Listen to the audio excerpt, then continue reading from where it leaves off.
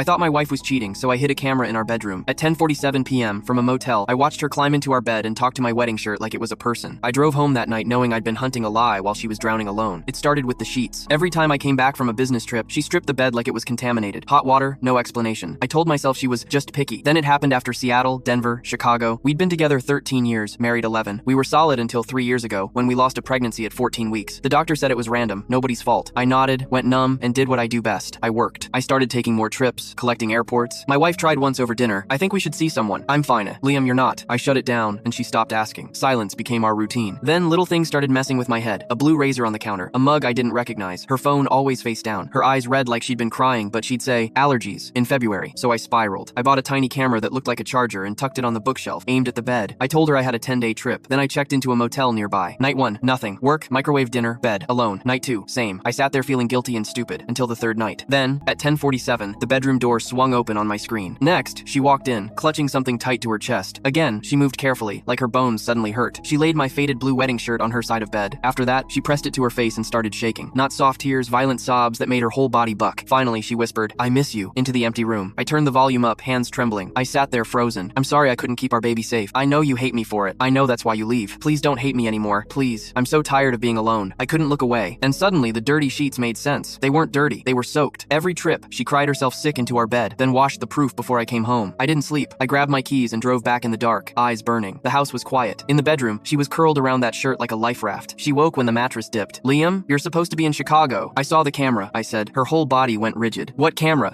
"The one I hid because I thought you were cheating." Her face crumpled, and she tried to pull away. I held on like letting go would kill us. "Stop apologizing," I said. "You didn't do anything wrong." "Then why did you leave?" she snapped. "Why did you stop touching me? Why did you stop talking to me?" I swallowed and stared at the bookshelf I'd betrayed her with. My throat burned. "I was terrified," I said, "so I ran to work instead of you." She shook her head, tears spilling. "I didn't need you to be strong," she whispered. "I needed you to fall apart with me." The next morning I called work and said I was done traveling. Then we found a therapist who specialized in pregnancy loss. The first session wrecked us. The next one stitched us back together. We planted a tree for the baby we never met. We talked on purpose instead of exploding by accident. 6 months later, my wife asked, "Can we try again?" I stared at the ceiling, thinking about that screen, her shaking shoulders, my stupidity. "Yeah," I said, "but I'm not running anymore." We got pregnant again. We were terrified the whole first trimester, both of us. We made it past 14 weeks and then past 20. One Tuesday in March at 3:47 a.m., our daughter arrived, loud and perfect. We named her Hope because neither of us felt clever enough for subtle. The first night home, I found my wife in the nursery at 2 a.m., crying quietly while holding our baby. "Nothing's wrong," she said. "I'm just grateful." I wrapped my arms around them. "I still think about the first baby," I admitted. "Me too," she said, and didn't sound ashamed this time. Later, she smirked, exhausted. It didn't look forced. "You know what's funny?" "What?" "You finally stopped washing the sheets." I laughed. She did too. "So yeah, I set a trap to catch a cheater and ended up catching myself. Be real with me. Am I the jerk here? And what would you have done?" Comment below, no sugarcoating.